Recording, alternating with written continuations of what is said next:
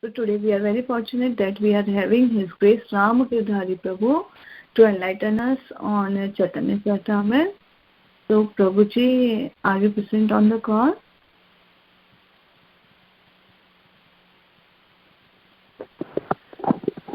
I don't see him yet, Mataji. I'll send him a text message.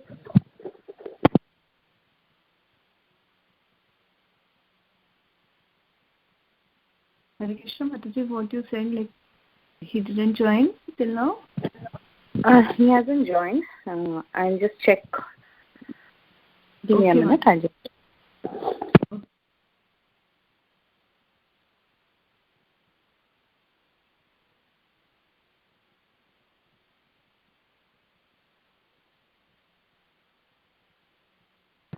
Yeah, he said he'll join in a few minutes. Okay.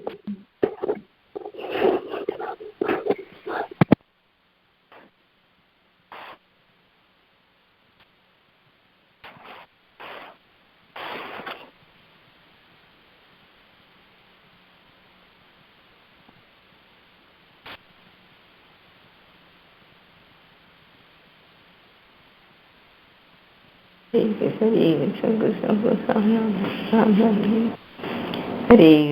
Krishna, Krishna Krishna Hare Hare, Hare Rama, Rama Rama Hare Hare. Hare Krishna, Krishna Krishna Hare Hare, Hare Rama, Rama Rama Hare Hare. Hare Krishna, Krishna Hare Hare, Hare Rama, Rama Hare Hare. Hare Krishna, Krishna Hare Hare, Hare Rama, Rama.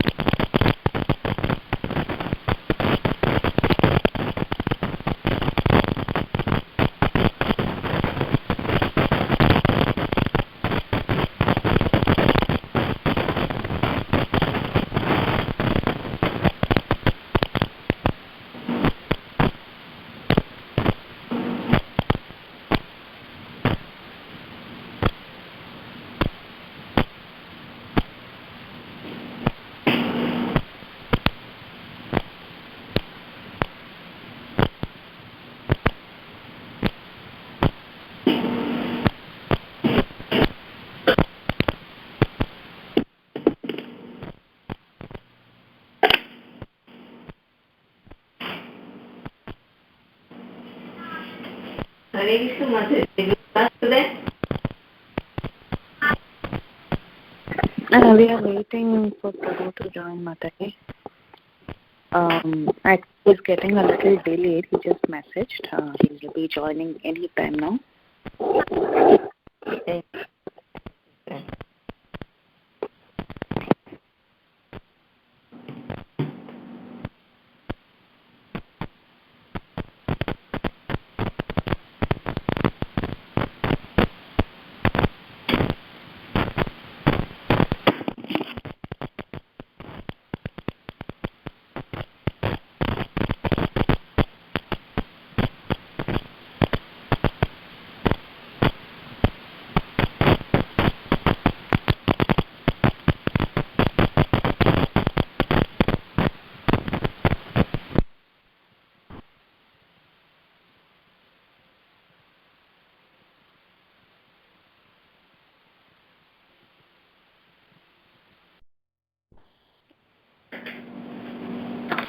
Hare Krishna, Prabhuji. Dhanvat Pranam, August Srila Prabhupada.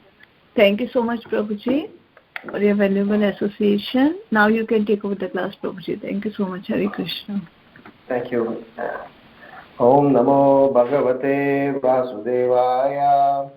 Om Namo Bhagavate Vasudevaya. Om Namo Bhagavate Vasudevaya. Jaya Jaya Shri Chaitanya Jaya Nityananda. Jaya Dvaita Chandra Jaya Gaura Bhakta Vrinda. Jaya Jaya Shri Chaitanya Jaya Nityananda. Jaya Dvaita Chandra Jaya Gaura Bhakta Vrinda. So today we are reading from Chaitanya Charitamrita, Madhya Lila, chapter 20, text number 82 onwards. So tomorrow is our Gaur Purnima, so it's very auspicious, and it's a good opportunity for us to glorify the Lord and His devotees on this auspicious moment. So we will go through a couple of verses today, and as a part of our discussion, we will have some reflections on that. So this topic is under the title Lord Chaitanya Mahaprabhu instructs Sanatana Goswami in the Science of the Absolute Truth. So Sanatana Goswami is right now in Chandrasekhara's house, where Mahaprabhu has welcomed Sanatana Goswami after his long journey. And initially, Chandrasekhara could not recognize Sri Chaitanya Mahaprabhu, Sri Sanatana Goswami. When Mahaprabhu personally pointed out to invite Sanatana Goswami in, Chandrasekhara welcomed Sanatana Goswami, gave him a good bath, and shaved him up, prepared him like a gentleman. And Mahaprabhu offered him new set of clothes, and Sanatana Goswami kind of refused it. So, and that's where the context that we are in. From that place we will continue. 82. Sanatanera Vairage Prabhura Ananda Apara Bhota Kambal Phane Prabhu Chahe Bare Bhara. Translation: Sri Chaitanya Mahaprabhu felt unlimited happiness to observe Sanatana Goswami's strict following of the principles of sannyas. However, he repeatedly glanced at the woolen blanket Sanatana Goswami was wearing. Text 83.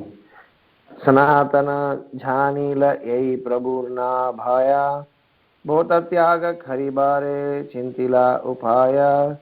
Because Sri Chaitanya Mahaprabhu was repeatedly glancing at this valuable woolen blanket, Sanatana Goswami could not understand that the Lord did not approve of it. He then began to consider a way to give it up. Eta Chintigela Gangaya Madhyahna Karite Eka Gaudiya Kantha Dunadiyache Shukaite. Thinking in this way, Sanatana went to the bank of Ganges to bathe. While there, he saw that a mendicant from Bengal had washed his quilt and spread it out to dry. Text 85. Tare kahe ore bhai kara upakare yei bhota laya yei anta deha more. Sanatana Goswami then told the Bengali mendicant, "My dear brother, please do me a favor. Trade me your quilt for this woolen blanket." Text 86. Seikahe rahasya kara paramanika haya bahumulya botadhiba kena kantalaya. The mendicant replied, "Sir, you are a respectable gentleman. Why are you joking with me? Why would you trade your valuable blanket for my torn quilt?" Theno kahe rahasya nahe kahi satyavani podalaha tumi deha mora kanta khani. Sanatana said, "I am not joking. I am speaking the truth. Kindly take this blanket in exchange for your torn quilt." Eta bali kanta la ila bhota tanradhiya goshaira tani aila khanta gale diya. Saying this, Sanatana Goswami exchanged the blanket for the quilt. He then returned to Sri Chaitanya Mahaprabhu with the quilt on his shoulder. Text 89. Prabhu kahe tomar bota kambala gota gela. Prabhupada sabak hata goshai kahila. When Sanatana Goswami returned, the Lord asked, "Where's your woolen blanket?" Sanatana Goswami then narrated the whole story to the Lord.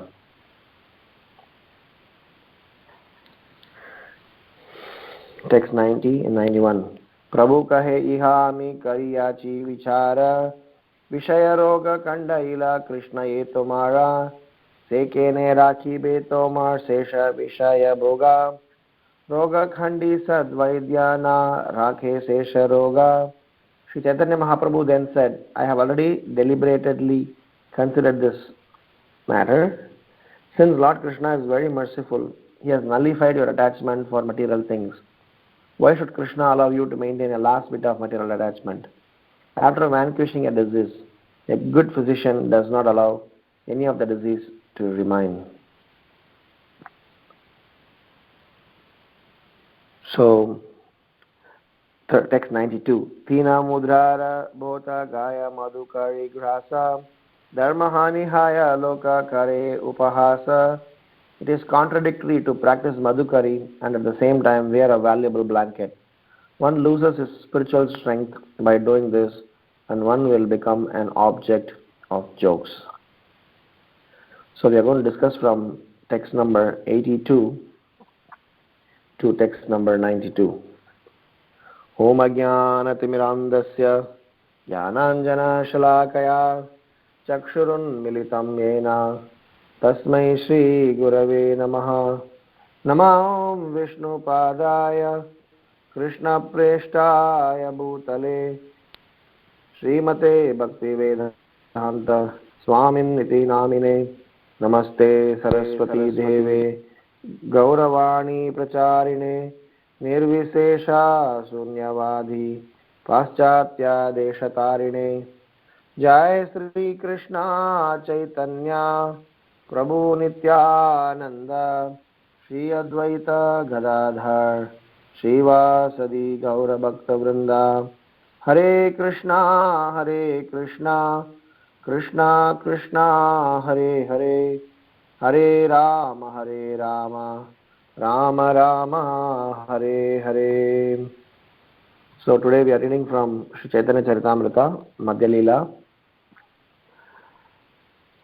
chapter 20, text number 82, all the way till text number 92. This is Lord Chaitanya Mahaprabhu instructs Sanatana Goswami in the science of the absolute truth.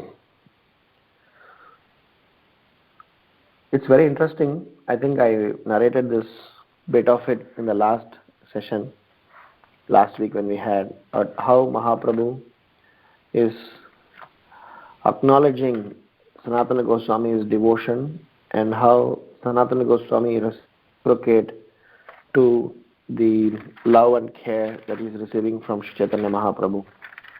So we discussed about how Mahaprabhu mentioned to Sanatana Goswami that Lord Krishna has saved you from Maharaurava, that is a pretty precarious, hellish situation, and he has rescued you from all sorts of anomalies from this material world, and you are now safely situated. And we also discussed about how by being part and parcel of the Supreme Lord, it becomes possible for us to engage ourselves in Krishna consciousness. Just understanding that we are part of Krishna is only an incomplete understanding. And we also discussed about the concept of ability versus humility, whilst how Sanatana Goswami was such a able leader, very advanced devotee, but at the same time he was very humble to an extent that we are seeing here, that he wouldn't even want to have a woolen blanket around him, and which Mahaprabhu is acknowledging. So as a part of our reflection today, we will turn this 10-12 verses, or maybe this particular pastime from Chaitanya Charitamrita. So it is extremely important. The verse number 92 is actually the summary of this entire episode of Mahaprabhu's observation of Sanatana Goswami's using the woolen blanket, and Sanatana Goswami understood them and reciprocated. So our superlatively important agenda in our Krishna consciousness, which Bhakti Siddhanta Saraswati Maharaj time and again repeatedly say and warn us, is about not to be a pretender, not to be a hypocrite. So it is, I think we have discussed in one of the earlier sessions about this hypocrisy at length, but I would like to just quickly recollect and say that this age of Kali is a natural, in this age it's very, very natural and obvious that people are generally hypocritical, and sometimes by associating with them, by dealing with them, we naturally get the tendency of hypocrisy in our own transactions, in our own dealings. So, Sri Chaitanya Mahaprabhu has very clearly said that those people who are kapat, in our last chapter we discussed, when he was explaining to Rupa Goswami, there are certain vices that Sri Chaitanya Mahaprabhu was very, very, against, and one of them was duplicity and hypocrisy. So our first reflection hence today is to reiterate this point, that which Mahaprabhu says in text 92. It is contradictory to practice Madhukhari and at the same time wear a valuable blanket. One loses his spiritual strength by doing this, and one will also become an object of jokes. So, in our Krishna consciousness journey, what is very important and what is very purifying and exemplary is we walk the talk. Srila Prabhupada commanded respect, because whatever Srila Prabhupada spoke, he put them in practice. This is a big, big agenda now in ISKCON, where the leadership team is looking at how to train, how to engage all the devotees in such a way that we are consistent with our behavior and our talks. The moment inconsistency is seen in our behavior and talks, naturally there is a resistance. And also nowadays, because of so many bogus gurus popping up in different places, so many places the spiritual organizations are falling apart.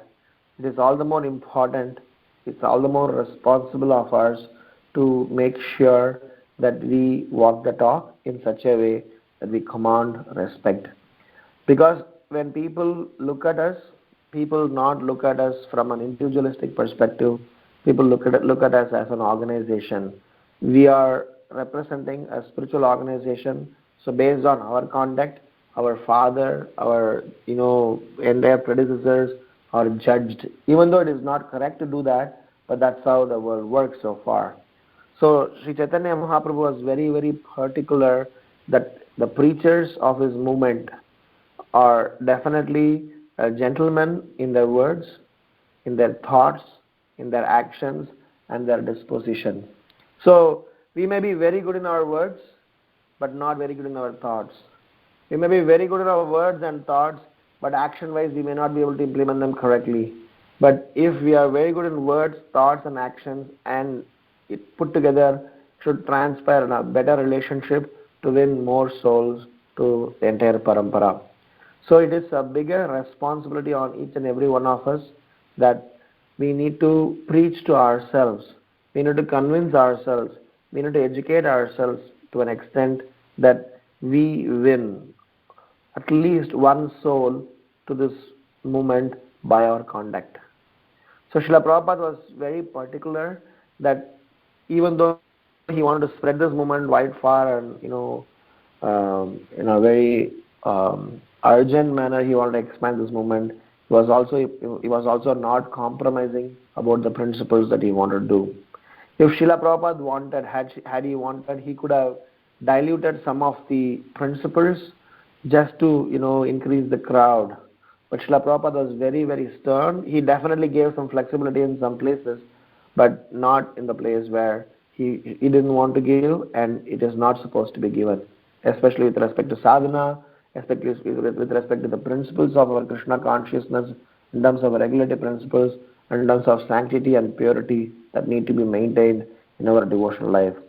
Our first and foremost responsibility hence is we are not alone. We are representing a bona fide and responsible parampara, and by our conduct we may turn somebody away, and that's insane. So our first reflection hence is to carry this message from Sri Chaitanya Mahaprabhu that we should not have a contradictory behavior. So for that there are 3 points that I want to share. So as a part of this point of reflection, there are 3 things that I would like to share as a take-home message, as a self-reflection message that each and every one of us need to think about. So number 1 is we are supposed to be conscious. We are supposed to be doing things in such a way that we are transparent. Srila Prabhupada has very nicely said a leader's behavior should be such that it should not bring in iota of doubt. People should not think that there is something, like a double standard in him. So in our conduct, in our words, we may not be able to do many things, but whatever things that we are doing for Srila Prabhupada's movement, we should maintain in such a way that we are not a double standard devotee. So this is something which definitely is painful for us. We see this in our outside world, and when we get to see this amongst devotees, it's definitely painful. So to not to be contradictory in our behavior, to not to be a hypocrite, to not to be a duplicate person, so it is important in our own personal conduct that we should not have double standards, and we should have a transparent behavior. When I say transparent behavior, we should make sure that what we speak is what we live, and this will help us. This will help our family members especially, and this will also help our near and dear ones. I'll give you my analysis. In this movement, as of now, we have close to 250,000 children in ISKCON. This is an approximate estimation. And of these 250,000 children and many, many congregation families, we have a fundamental challenge. And the challenge is not all the congregation members' children are interested in Krishna consciousness. We can always say that that's the child's karma. We can always say that probably, the technology is, overpowering the devotional sentiments of somebody's life. We can give various reasons, but one obvious reason why the children of our own movement, born in our own movement, are not taking to Krishna consciousness is also because they see one thing at their home and they see exactly the opposite behavior of their own family members outside. So they see a very strong double standard, and that actually puts people off. At the same time, it also tells them that this is not a clean organization. So for some reason, there is a sense of animosity, sense of aversion people build, or the children build when they see such double standards. And many, many problems have popped up because of that. And we need to definitely save these children, save this future generation from this hypocritical double standards. So number 1, Srila Prabhupada and Bhaktisiddhanta Saraswati Maharaj was particular. So second point that I want to say with respect to this reflection is about not being judgmental as well. Because one extreme is about having a double standard, and another extreme is we are so passionate or so outgoing type where we try to judge everybody and try to put them under some category. So Mahaprabhu could have very easily said to Sanatana Goswami, but Mahaprabhu, the way he handled this is very, very nicely handled it. He did not utter a word to Sanatana Goswami. He just gave a glance. Look at the transaction, look at the communication between Mahaprabhu and Sanatana Goswami. Mahaprabhu did not utter a word, and neither Sanatana Goswami did go and ask him any specific question about that. So it is very important that Mahaprabhu did not judge Sanatana Goswami. At the same time, he communicated. So in our Vaishnava relationship, this becomes a very interesting part where we should not judge devotees, because we may hear from somebody, we may have our own perception, we may have our own various reasons. But then what is important is not being judgmental, at the same time not being double standard. They go hand in hand. So Mahaprabhu, in his behavior to Sanatana Goswami, he did communicate in a very gentlemanly way, in a very nice way. And look at how Sanatana Goswami was very conscious and cautious. So that brings into my third point, which is, whilst we are not supposed to be judgmental, whilst we are not supposed to have double standards, we definitely need to be vigilant and constantly be conscious of our words, action and decisions in a Vaishnava relationship. To an extent, am I contributing to somebody's Krishna consciousness, or am I restricting somebody's Krishna consciousness? Because when we are out there, we are very, very closely watched by various people. And in fact, there are people who are just waiting to find faults at us to blaspheme or defame the movement. And this has been very nicely exhibited by Bhaktisiddhanta Saraswati Maharaj. What happened was, initially Bhaktisiddhanta Saraswati Maharaj did not want to actually come out and preach. So Bhaktisiddhanta Saraswati Maharaj said that, it's very difficult for me to preach.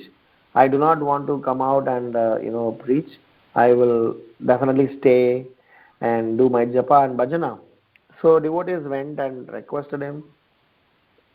So Bhaktisiddhanta Saraswati Maharaj decided that before I get into preach, before I go out and talk about Krishna consciousness, so I will do some self-preparation.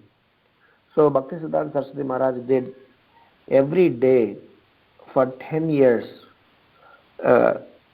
japa marathon.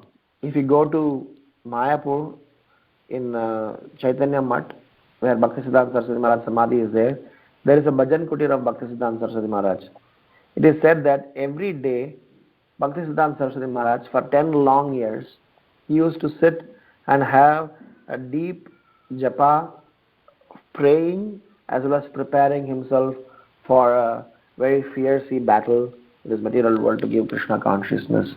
So once he came out of that preparation cycle, he actually became a lion guru, Singha guru. He was roaring like a lion to spread Chaitanya Mahaprabhu's mission. The person who was avoiding to go out to preach, he came out to preach after he prepared himself. So my third reflection of the first point is, or the third point of the first reflection is that it is extremely important that, yes, maybe it is individualistic decision when somebody feels themselves prepared to preach, but at least we all need to be very much conscious that unless we are properly prepared, unless we are properly nurtured, unless we are properly cultivating our own Krishna consciousness, putting our hands in somebody else's cultivation, or taking up a guru position, taking up a very responsible position, is highly risky, because we may not be able to handle them. So having said that, are we not supposed to preach? Are we not supposed to participate? We are supposed to definitely be doing something for the Srila Prabhupada's movement, but in a capacity under the authority and under the direction of a bona fide spiritual master. Before you accept your own individualistic responsibility, even though you may have your own spiritual master to lead, it is important that we prepare ourselves, and hence we need to be conscious, cautious, and be very, very vigilant on what we speak, what we do, and how do we decide. So my first reflection is this. The second reflection about this particular episode of Sanatana Goswami's behavior of relinquishing the woolen blanket is voluntarily accepting austerity. So Srinivasacharya is singing Tektva Turnam Asesha Mandalapati Shrenim Sada Tuchavat. I spoke about this in one of the earlier sessions. In our own devotional life, there should be some point in time in our life where we should have the agenda of renunciation and relinquishing and coming out of the comfort zone. I think a couple of weeks before we discussed on this point. Unless we have a plan, unless we are contemplating, unless we have an agenda in our list, to-do list, to come out of the comfort zone and to come out of... So if you see here, Sanatana Goswami is voluntarily accepting austerity. So in the initial days of Krishna consciousness, nobody expects you to voluntarily accept austerity. But as we move forward in Krishna consciousness, you have to voluntarily accept austerity.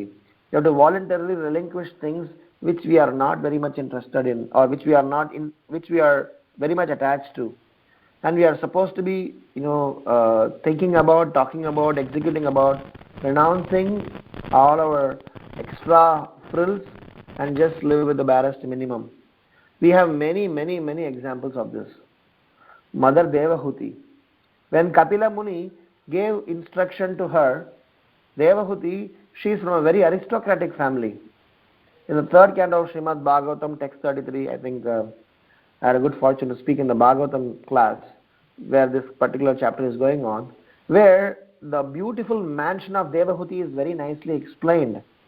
The reason Srila Prabhupada and Sukadeva Goswami explains about such a wonderful arrangement is because in spite of having that arrangement, in spite of having wonderful servants and wealth and opulence, luxury, convenience, Devahuti prepared herself to not to be carried away by any of those things.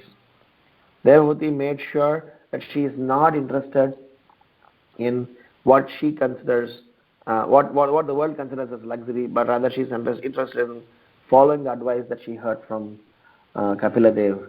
And we see that here in Sanatana Goswami, we see that in Rupa Goswami, we see that in all the Goswamis, and that's why they are considered great, because Raghunath Das Goswami, Raghunath Bhatt Goswami, if you see every Goswami's lifestyle, they exhibited the symptom of relinquishing, renouncing, and starting to distance themselves from worldly comforts to voluntarily accept some uncomfortable or out of comfort zone in an external sense, but at the same time they were kept very comfortably by the Supreme Lord in the spiritual consciousness.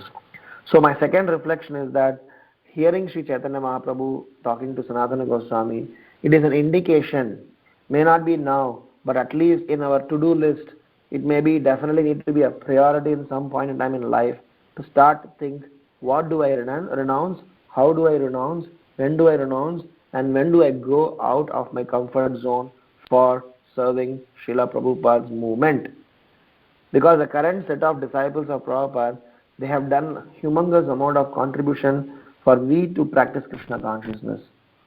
If you read Leelamrita, if you read various Prabhupada Katha of the earlier days of ISKCON, they have put in so much of effort. Look at the way Jayananda Prabhu had served Prabhupada, look at the way Shamsundar Prabhu had served Prabhupada, look at the way anybody for that matter, every individual Prabhupada disciple is like a pearl, it's like a moon.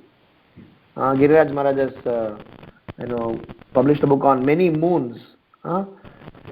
They are very successful because they had dedicated, contributed their life for the pleasure and service of Srila Prabhupada.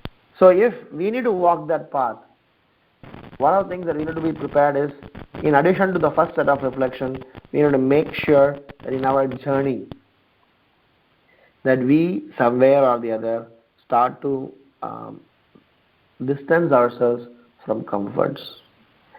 This, if you see in Prabhupada's instruction, you will see two sets of instruction. One is one place Prabhupada used to always encourage devotees should be eating very nice prasadam up to their neck, should have a very convenient arrangements. Prabhupada talks about that. And on the other side, Prabhupada used to also speak that how devotees shouldn't be, bit austere, how the devotees should be withdrawing themselves from, comfort and convenient arrangement, how devotees should go out of the, comfort zone and try to accommodate for preaching needs. So Prabhupada talks both of them, and both are applicable because both are meant for two different sets of audience.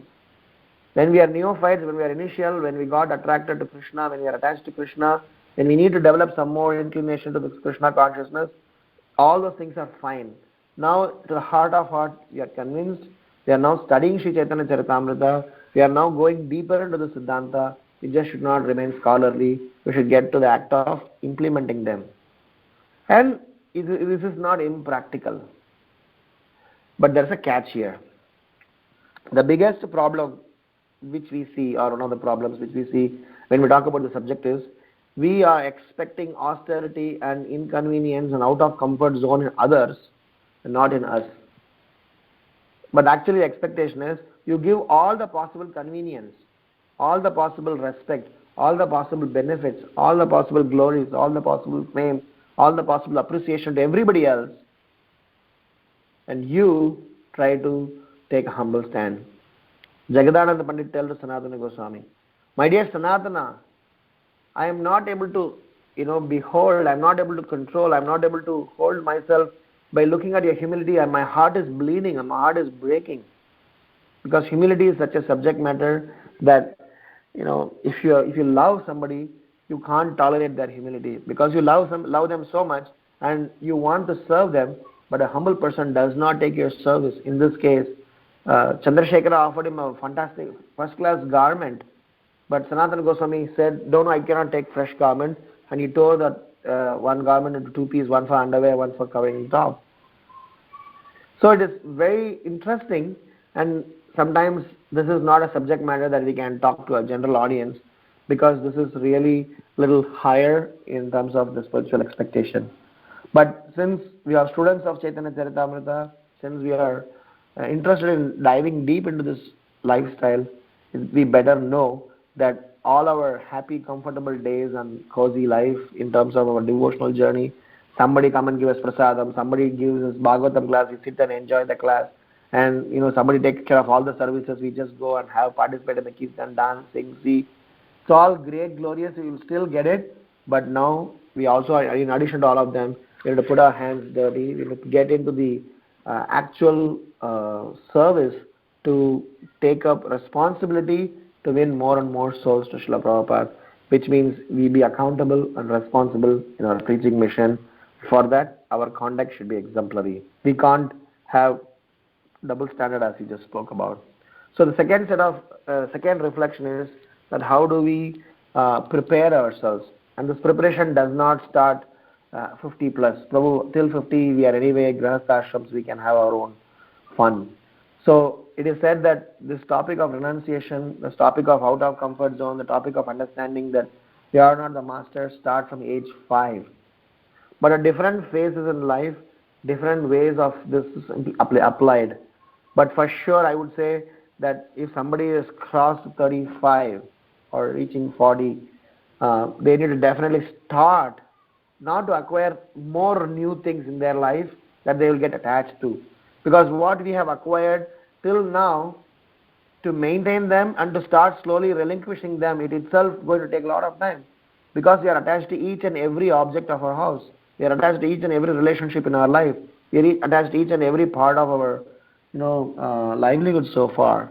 Even if a small spoon is gone from our kitchen, we get restless. Even if somebody takes something from our house. So we are so possessive, and hence some point in time we need to start to work on them.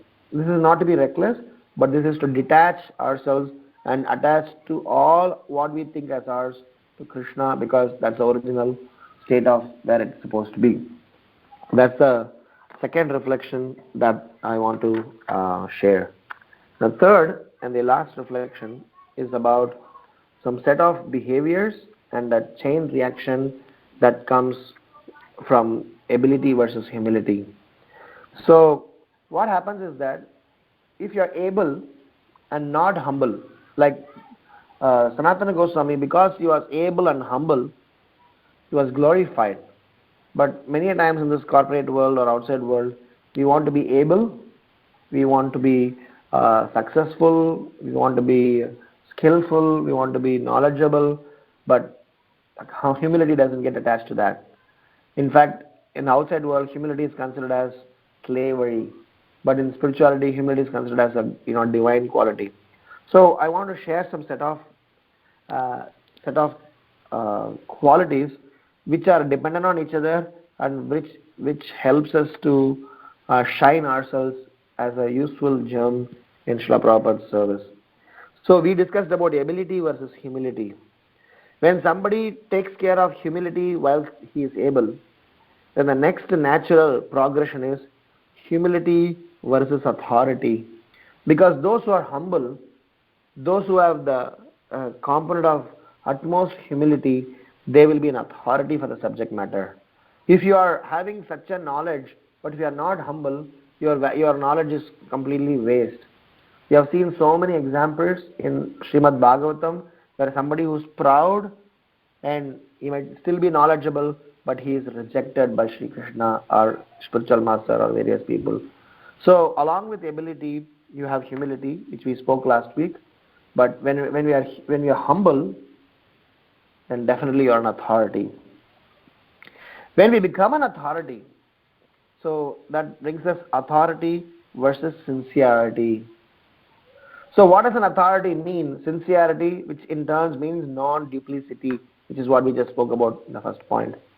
So ability versus humility, humility versus authority, authority versus sincerity or non-duplicity, and actually sincerity and non-duplicity versus simplicity. So if you map this is what Sanatana Goswami is all about. He is able, he is humble, he is authority, he is non-duplicate, and he is very sincere, and because he is sincere, his sincerity is referred to his simplicity. So in our spiritual life, all this is a chain reaction and they are dependent on each other.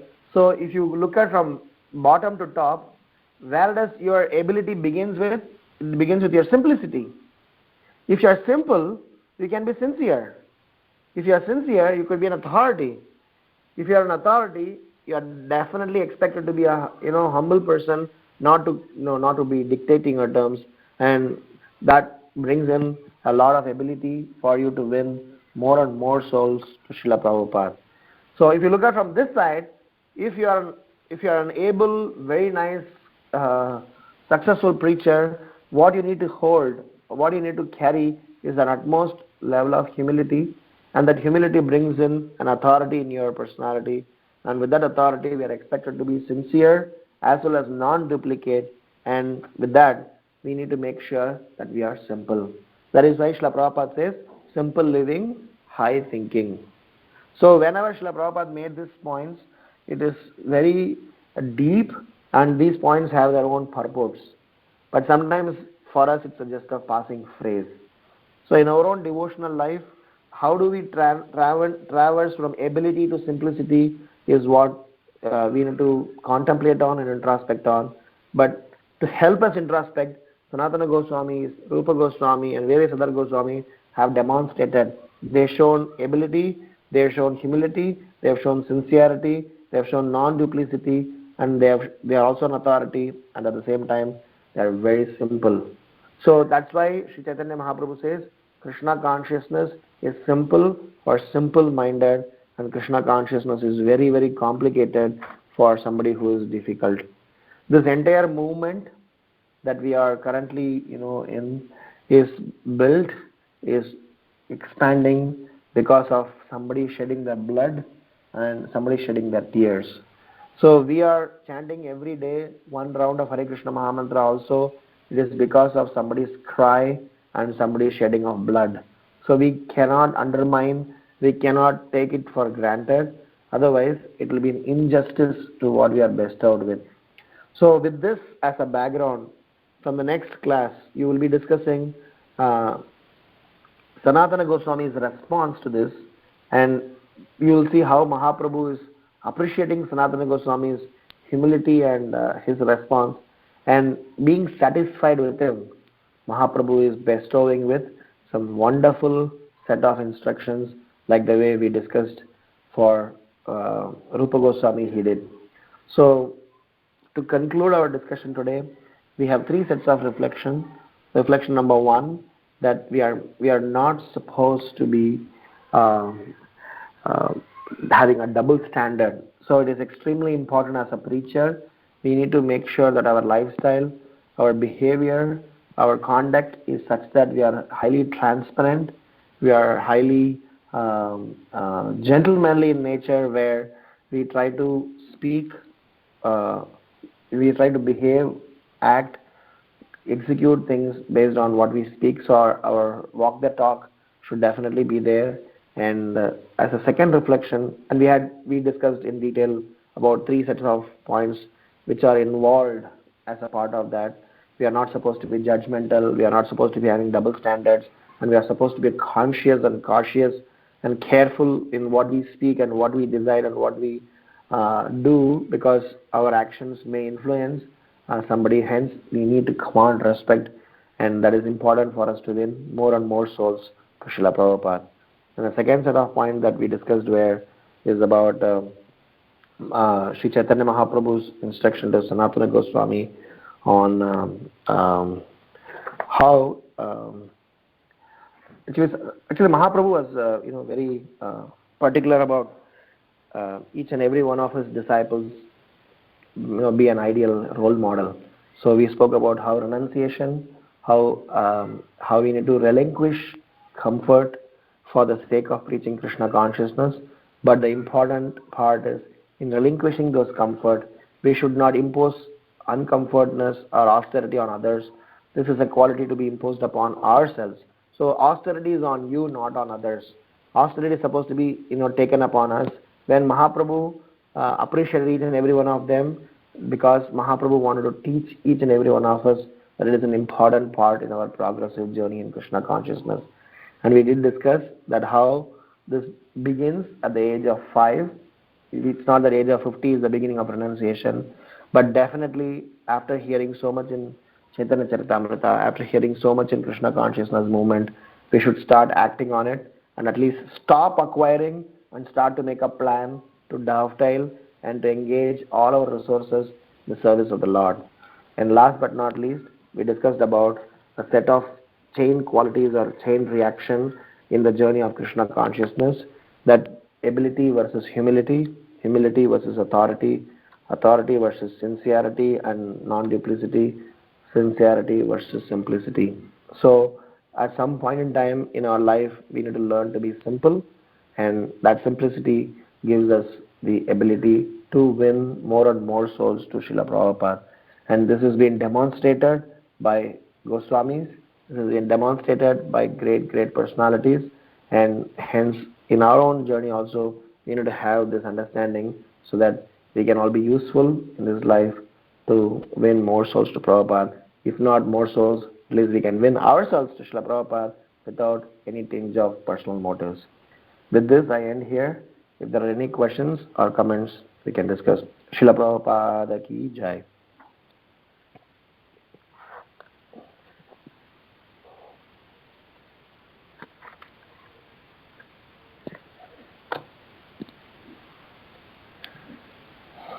Hare Krishna. Any questions? Thank you so much, Prabhuji, for beautiful instructions. And it seems so simple to listen, like we should not have duplicity, but it's so difficult to follow.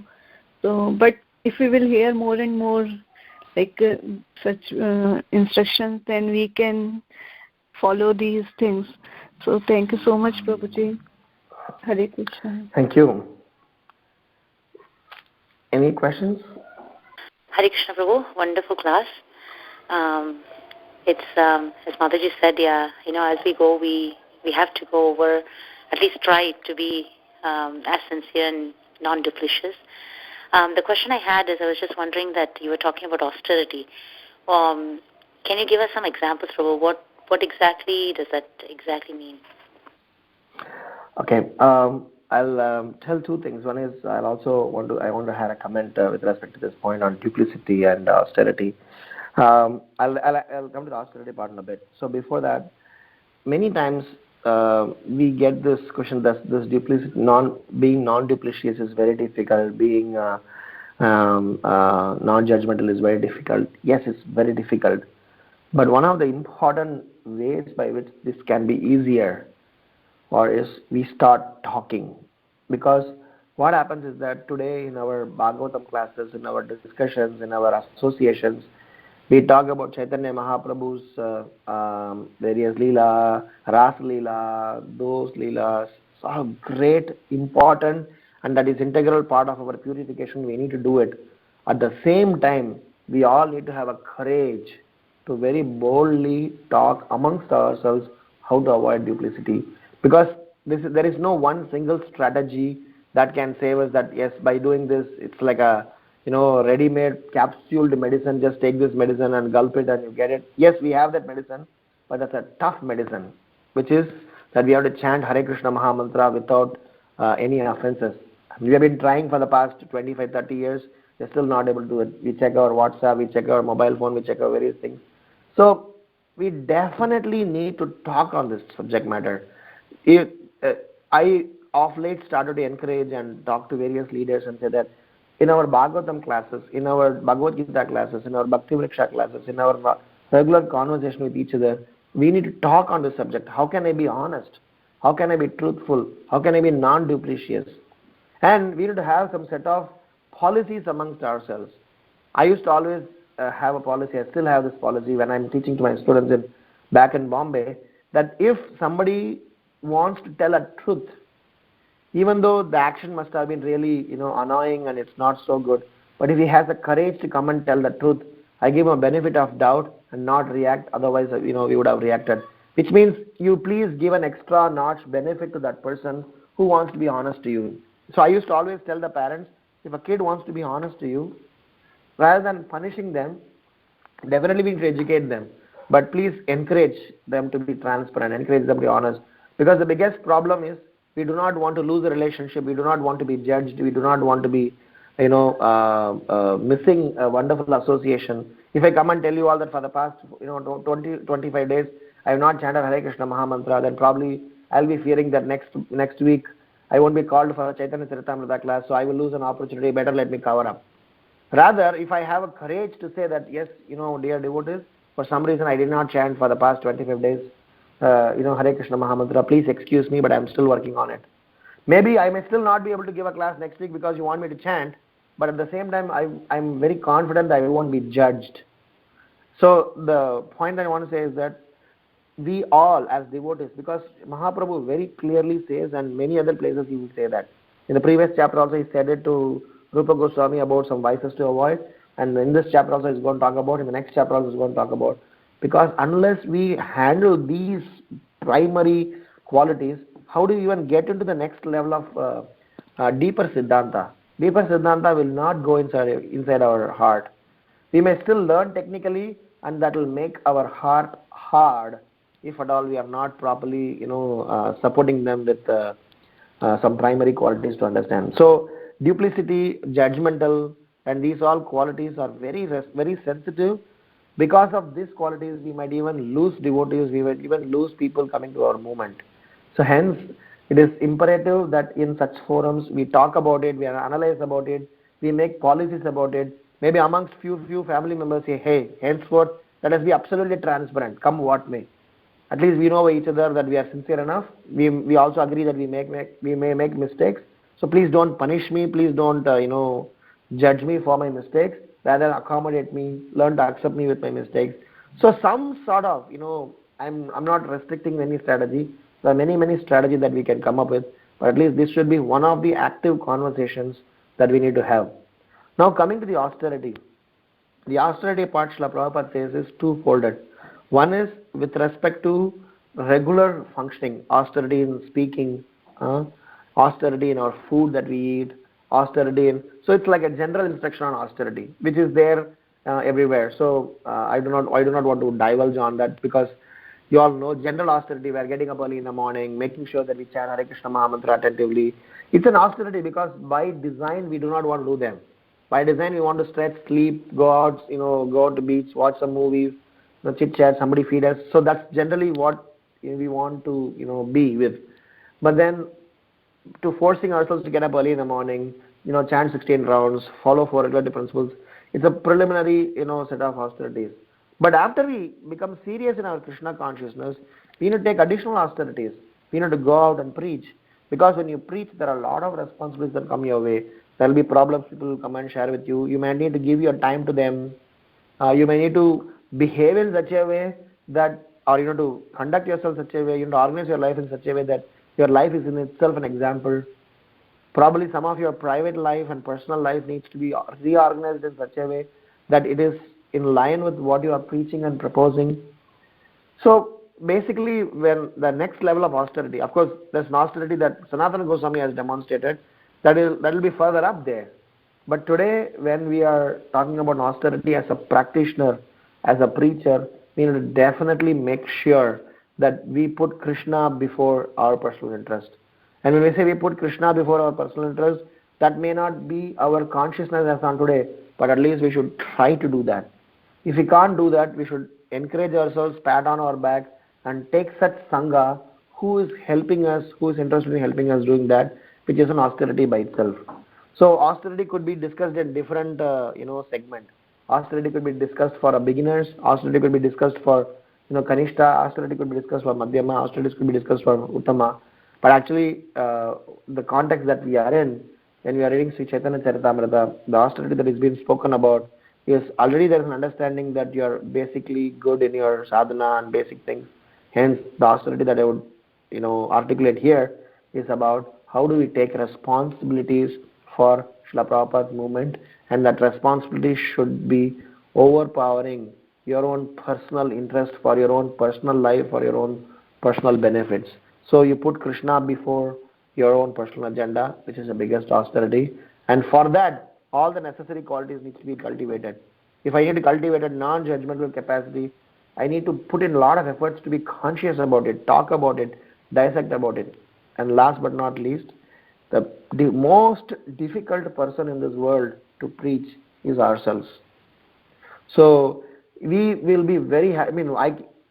I'm sure each and every one of you are qualified enough, intelligent enough to give Bhagavatam class and Chaitanya Charitamrita class. I'm sure that's a great service. But what we speak in the class, to put it in our own life, is very important. I would say that I would even make that as a prayer to Sri Chaitanya Mahaprabhu on his appearance day tomorrow, that each and every one of us should go and stand in front of Mahaprabhu, shed 2 drops of tears and request Mahaprabhu, Mahaprabhu, please save us.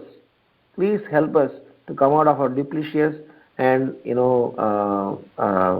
hypocritical mentality, because that is natural because of the nature of Kali Yuga, not because we want to have. Somehow or other, by force, it's upon us. So we should definitely pray to Krishna, pray to Chaitanya Mahaprabhu, please help us save from this duplicitous and hypocritical mentality, because that will devour, completely uproot our Bhakti Lata Beej. It may not happen tomorrow, but at least by constantly praying, but by this agenda constantly nagging your head, yes, I'm supposed to be non-duplicitous, I'm supposed to be transparent, I'm supposed to be not having double standards, I'm supposed to be not judgmental, it is definitely going to help you in some point in time. This should be a top priority of our life, because that will win just by looking at you. Many preachers, Bhajananandis, they don't go out and preach. Jagannath Das Babaji Maharaj, how many times you have heard Jagannath Das Babaji Maharaj going out and traveling all over the place and preaching? We discussed last week 4 types of sannyas: Kutichak, Bahudak, Parivrajagacharya and Paramahamsa. So different types of sannyas, they have different ways to preach. And some of the Bhajananandis, Gaurkishore Das Babaji Maharaj, and some of them, they don't preach by their words, they preach by their action. Just by looking at them, you become a devotee. Just by thinking about them, you become a devotee. Just by seeing them, just by glorifying their name, you become devotee. Narottam Das Thakur is very nicely singing in this song, Dhana Mora Nityananda. He says that it's very nice, just by singing, just by glorifying the holy name of Vaishnava, it's my food. He says, my mind is firmly convinced of spiritual benefit obtained by eating the remnants of the foodstuff left by the devotees. The names of the devotees are my happiness. Vaishnavira namete ulhas. So, the point I want to say is that somehow or other, we need to make that as a top priority in our life to get serious in our devotional life. Did I respond to your question? Maybe I did overdo with my response, but I thought I want to really say this point. It was very helpful, Prabhu. Thank you so much. Okay, thank you. Any other questions or comments? Hare Krishna, Prabhuji. Hare Krishna, ma. Very, very nice. I came late, but I heard these important points that I've been thinking, and at the class in San Diego, Maharaj Dravida Prabhu, he last week emphasized on these points that he was, I just want to share a few things, and we are all, we should, like you said, we should tell our friends or any other devotees, if we are truthful, if they know that we are telling them with the good conscience, not as an enemy or anything, so they will appreciate, they'll respect us more if we tell them or discuss them, and rather than we just say hi, hello on Sunday and we come back and we don't really, care for anybody. At least, we are in hurry. We do so many things. We don't have time. We are absorbed in our service and everything. But anyway, so that these points that you brought up today is very important, and in our life, we should practice, even though it's hard. But if we discuss and we are aware more of it every day into daily life, it will help us. So if you have time, few points that Dravida Prabhu had mentioned, that why are we not feeling the taste of the chanting? He said because first we are not chanting attentively, and then all these things comes in our mind, negativity, and then critics, duplicity. And then he says, why can't we chant properly? And then third is purifying our consciousness, and the fourth is come to mode of goodness, first a mode of ignorance and passion, because we have so much passion and ignorance. And then all the gurus over and over say that we commit aparadha to everybody, knowing or unknowingly. And we just think that we are just talking, just chatting just like that, or amongst the devotee or something, just about talking about just normal something. But then we create avidya when we talk about duplicity or hypocritic statement we make, and then Maya and our consciousness gets impure, and then Krishna takes us behind by his Maya, so then we don't progress in Krishna consciousness and remain in mode of passion and ignorance. And then we share something with the devotee that if someone has a problem, you should tell them, engage. First, you engage them in a higher taste, spiritual topic by changing the subject, or if that doesn't work, then you let them know that we don't like this topic, rather than going back and then be nice to them on their face, and then you don't care for that. That's really caring for the devotee. So it may sound rude, but at first, but then it solves the problem, and that person appreciates you more. So just giving them higher taste, the lower taste automatically goes away. That's all I wanted to share by whatever I heard. Thank you so much for this topic. Thank you so much for sharing. It's very kind of you for that. And it's actually backbone of our movement. These qualities are actually backbone for the movement to thrive for the next 10,000 years. Because Srila Prabhupada had already given necessary enablers for us to keep this movement on for the next 10,000 years. But if at all this movement will not be going for the next 10,000 years, it will be, if at all, if I put a reason, that will be if we don't have a culture of respect, if we don't have a culture of having a Vaishnava behavior, as Mahaprabhu has spoken about this in this particular context. This is what I've been always encouraging in my classes, that whenever we read these pastimes, Mahaprabhu's dealings with Sanatana Goswami exchanged his woolen blanket with a quilt. What is that so much story for us in our life? We should always reflect back, what do I take back? What should I, let me know about this? Okay, Sanatana Goswami is great, we knew it. But along with his greatness, how do we become great? How do we become Goswami? Because Srila Prabhupada set us a benchmark that each and every one of us should become a Goswami. Goswami is not a title. Goswami is a behavior. So we should also control our senses and get going there. And probably it may take 2 lifetimes for us to get there. But we need to begin somewhere. Somewhere you start talking. Somewhere you start contemplating. Somewhere you start feeling, guilty about it. Somewhere you start seeking some help. So if you don't do it, then we don't get there. So I think we should definitely make it as a priority. In fact, as one of the prayers, apart from all the other prayers you may have, we should pray to Sri Chaitanya Mahaprabhu tomorrow. My dear Lord, please help us to get rid of this propensity of being non-duplicious.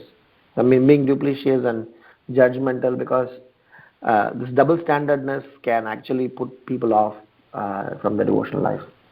Thank you, Mataji, for your sharing. Any other thoughts or comments or questions? Thank you, Prabhuji. And it says that people hear often. One more point that he said, I forgot. He says if you hear more often, then your consciousness gets impure, and then somebody who's talking, so it all in the group, everything gets impure. And thank you so much for this. Is very, very important and very practical points that you brought it up, and I really like it, and we should hear this more often. Thank you so much. Thank you, Mom. Hare Krishna. Any other questions or comments? Hare Krishna, Prabhu, Danat Pranam, all glories to Srila Prabhupada and Guru Maharaj. It's a very, very nice class. You were telling this is the backbone of the whole our process, and then how you were mentioning how so many whole ISKCON, how many people they are engaging, and then how we need to take care of all these things. Prabhuji, I have a lot of questions. First question I just want to ask. You were telling these kids, they will affected by this duplicity behavior. How we can you elaborate a little bit more, Prabhu, about this? Our own kids, they are not becoming Krishna consciousness because of our behavior. Can you elaborate a little bit, Prabhu? Okay, I'll say this. When a parent is, as a parent, what we expect from our children, they be very nice. Nobody in this world would say that let my kid suffer or have a bad quality. Everybody would cherish and talk about how they need to take care of the kids and how their kids needs to be righteous. Okay, but unfortunately or incidentally, what happens is, because of social pressure, because of various our own challenges, so we don't behave in the way we expect our kids to behave. In other words, that we expect the kids to behave in a much more ideal way than we present ourselves to them like that. So what happens is that a lot of times we see parents, they tell the kids, okay, you won't tell that Mataji a lie. And to cover up something, go and tell Mataji that Papa is not at home. Go and tell that Prabhu that, certain things is not happened. So you are telling something to a kid to actually, you're indirectly teaching them. I'm in Houston for some educational initiatives. So basically what we say there in curriculum, one of the curriculum is called hidden curriculum. There's something called as explicit curriculum, implicit curriculum, hidden curriculum. So there are like that, there are many things. Hidden curriculum means we teach something by not teaching. In a sense, I will not state it, which is itself an education. For example, in my schools, I will not put pictures of cinema stars. In my school, I will not put pictures of slaughtering of cows. In my school, I will not put pictures of something which is against 4 regulative principles. So by me not having there is in itself an education. So what we intend to say is that by your conduct, by your words, by your action, your kids may initially try to do that because they are under your care or dependency. But when they become independent, they use the same weapon to use it against you. When you are trying to be diplomatic, kids watch, kids observe. A very famous educator mentioned that a kid learn things. I mean, it's a very interesting, reference that he gave is that generally kids behave in not just by our words. So kids behave, the attitude that you have as a parent is what your kids will learn from more than what you tell them. They don't remember what you try to teach them, they remember what you are. So basically, our conduct is extremely important to cultivate kids. It's not only with respect to kids. This is respect to your Bhakti Vriksha member. This is respect to any new people you are preaching. Suppose you tell your kids, please get up early in the morning at 4 o'clock. And please get up in the morning, 4 o'clock, chant your rounds and study nicely. You need to become a good person. And you sleep till 6 o'clock. That's not fair. And you tell all your Bhakti Vriksha members that how important is supposed to be chanting very attentively. And you don't chant your rounds. That's not fair. You may be today successful because people may get carried away by your words, but how long it will be? So Bhaktivinoda Thakur is very careful, and he says that there's a song called Vidyara Vilase about Bhaktivinoda Thakur. You should say, somewhere read that song. The meaning of the song is very, very nice. He says that because of my education, I had so many vices. I thought I am a great guy, but actually, I have so many problems. And my dear Lord, somehow or other, by your mercy, I am under care. So, am I responding to your question, Mataji? Because it's our conduct is very important for our own personality and for others. Yes. It makes sense, Prabhu. Yes. Okay. Thank you. Yes, Prabhu, and then also austerity in the case Sukeshwari Mataji was asking the question is for me it's the greatest austerity means while we are doing the Bhakti Vriksha is to deal with the Bhakti Vriksha member is the greatest austerity. I'm trying to work out for myself in the beginning. Yeah, Prabhu, because sometimes it's balancing is the greatest austerity for me. Means in 2 months, if we mingle 2 months with them, also it is not very good for our spiritual life. And if we are little away, also we need to be little aware of make them stay with them or like that. It's a austerity for me how to behave all these things, Prabhu. I agree. So So basically, actually, Krishna consciousness is not an event. Krishna consciousness is a process. Okay, it may take maybe few months, few years, few lifetimes. So Krishna puts us actually one devotee very nicely said, by the time we realize that we have come to a stable state of Krishna consciousness. Oh, now my chanting is nice, my reading is nice, my sadhana is nice. I'm getting up early in the morning. Everything is nice. So we think that we are now becoming an advanced devotee, and actually your Krishna consciousness begins then. I was speaking about it on Monday in the Bhagavatam class that when we get admission in the most prestigious university, to get that admission is a big agenda. It's great, rare, and not so easy. But once you get there, the remaining 4 years or 3 years you are there in university, you need to perform well to really reap the result of it. So all of us have come to a stage where we got an admission in the most prestigious movement or university, educational institution. Now how do we conduct ourselves? So yes, austerity in dealing with people, I would say, is that the only austerity? I would say the bigger austerity is to deal with us, our mind, our intelligence. So Krishna helps us in our journey of austerity, and provided we are helping ourselves. The problem with preachers universally is they don't help themselves and they try to help others, and they get into serious set of problems. This is in a subtle way because of one set of classes we hear constantly that how preaching is important, how Mahaprabhu is pleased by our preaching. So we are so much thinking about how to preach, how to preach, how to preach, how to preach. We forget that how to preach is first to begin with ourselves. So all my conversations, I insist more on self practice. Comes before helping others. And when it comes to dealing with other Bhakti Vriksha members, if our personal life activities are much more organized, we will definitely be able to easily handle, because we will be a principled persons, and nobody can change a principled man. It is like if you are very highly convinced that because I am having diabetic, I can't have rice. How much ever delicious prasadam your Bhakti Vriksha member bring in, you will have intelligence to say no, because you knew that one morsel of grain that you will take as a rice will be a poison to your health. So since you are not completely convinced that one morsel of rice is poison, you have intelligence to handle the situation.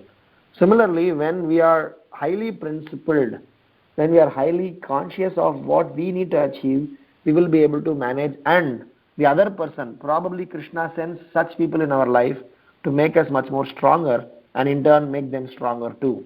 So sometimes Krishna sends you soul not for them to get transformed only, for them to also help you transform. That's why Srila Prabhupada always say, my disciples are representatives of my spiritual master. So that is the mode in which we approach.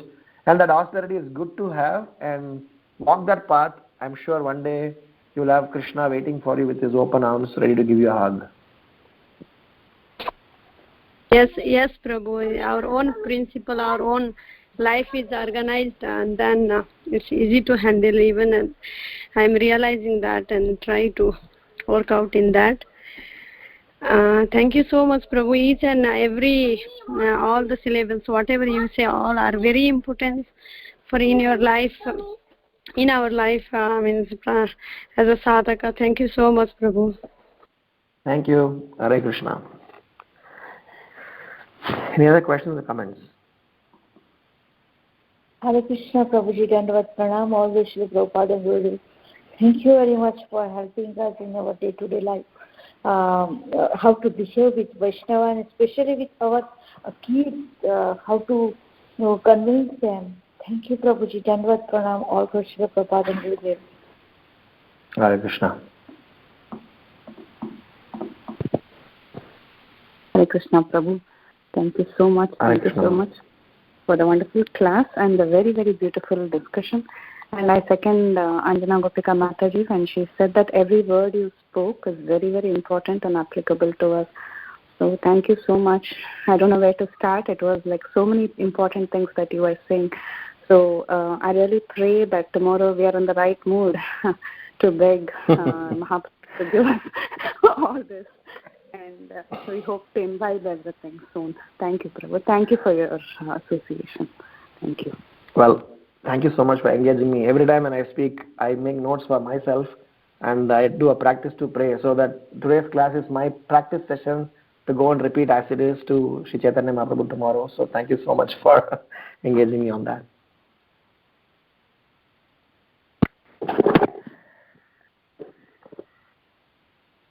Any other questions or comments? So thank you all again. Thank you so much, Prabhu. We can end the class now. Wish you all happy Gaur Purnima. Vansha kalpatarubhyascha kripa sindhubhya evacha pati